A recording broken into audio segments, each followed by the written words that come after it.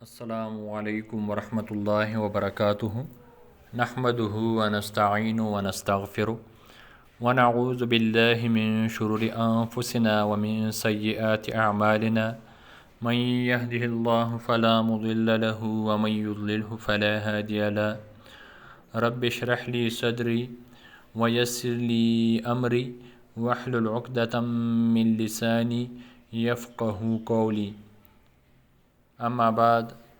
فاعوذ باللہ من الشیطان الرجیم بسم اللہ الرحمن الرحیم ان الذین کفروا سواء علیہم اانذرتہم ام لم تنذرہم لا یؤمنون ان بے شک الذین وہ جنہوں نے کفروا کفر کیا سواء برابر ہے علیہم ان پر اانذرتہم خواہ آپ انہیں ڈرائے ام لم تنذرہم یا آپ انہیں نہ ڈرائے لا یؤمنون وہ ایمان نہیں لائیں گے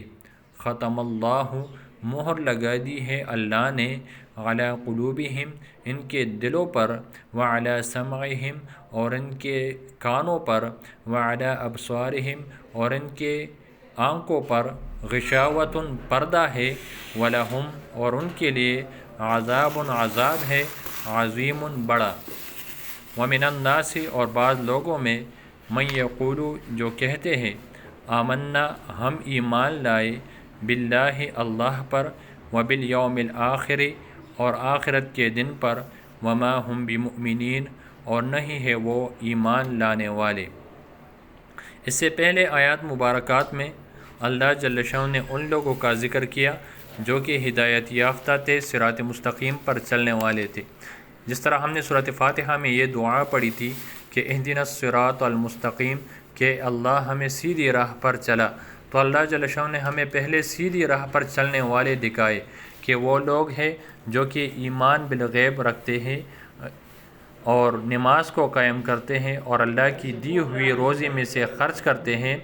اور اس طرح وہ جناب نبی کریم صلی اللہ علیہ وسلم پر جو نازل ہوا اور اس سے پہلے جو کچھ اللہ کی طرف سے نازل ہوا ہے اس پر بھی ایمان رکھتے ہیں اور آخرت پر بھی ایمان رکھتے ہیں۔ تو اللہ جل شانہ نے فرمایا کہ یہی لوگ کامیاب ہیں اور یہی لوگ فلاح پانے والے ہیں۔ اب ان آیات مبارکات میں اللہ جل شانہ ان لوگوں کا ذکر فرما رہے ہیں جو کہ کافر ہے، اللہ جل شانہ کے نہ ماننے والے ہیں، کفر کہتے ہیں چھپانا، یعنی یہ اپنے اللہ جل شانہ کے بارے میں جو ہمیں حکم ہے کہ اللہ پر ایمان لے آئے، یہ لوگ ایمان نہیں لاتے۔ تو اللہ فرماتے ہیں ان الذین کفروا، بے شک وہ جنہوں نے کفر کیا، سواء ان پر برابر ہے،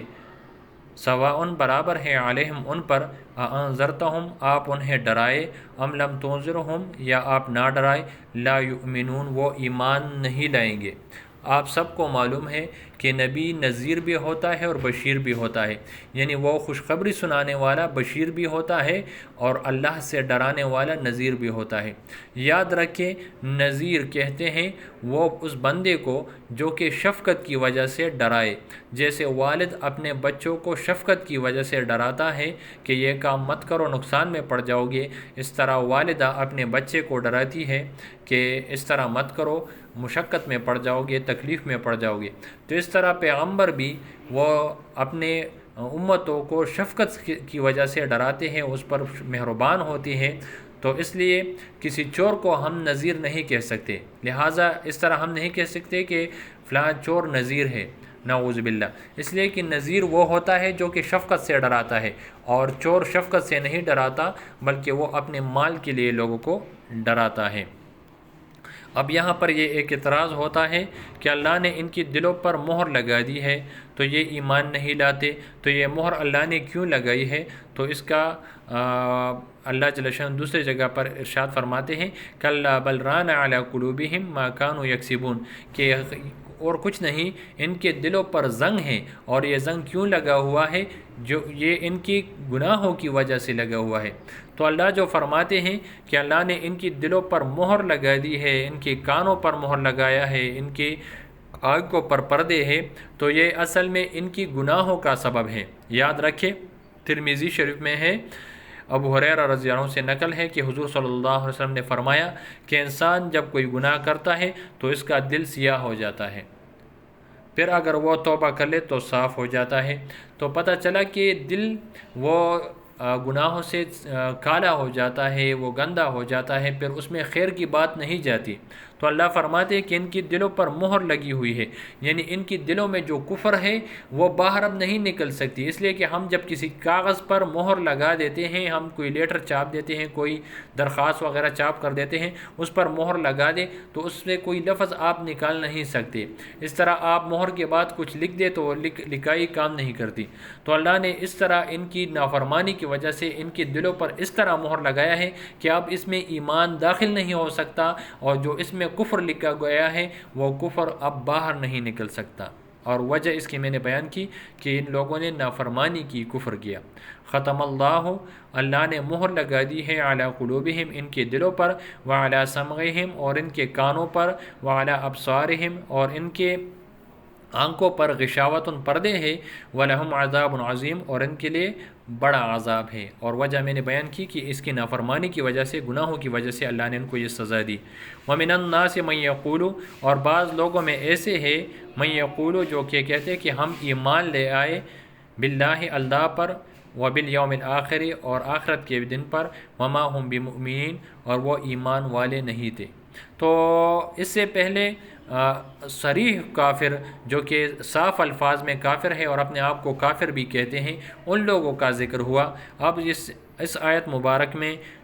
ان لوگوں کا ذکر ہے جو کہ زبان سے تو ایمان کا کلمہ پڑھتے ہیں، اپنے آپ کو مسلمان زبان سے کہتے ہیں، لیکن دل سے وہ کلمہ نہیں پڑھتے، دل سے اپنے آپ کو مسلمان نہیں کہتے۔ تو اللہ جل شانہ فرماتے ہیں وَمِنَ النَّاسِ، بعض لوگوں میں ایسے ہیں، مَن یقولو، جو کہ کہتے ہیں آمنا، ہم ایمان لے آئے، یعنی صرف زبان سے کہتے ہیں کہ ہم ایمان لے آئے، باللہ، اللہ پر بھی، اور وبالیوم الآخر، اور آخرت کے دن پر، وما هم بمؤمنین، اور حال یہ ہے کہ وہ ایمان لانے والے نہیں ہیں، یعنی ان کی دلوں میں ایمان نہیں ہے۔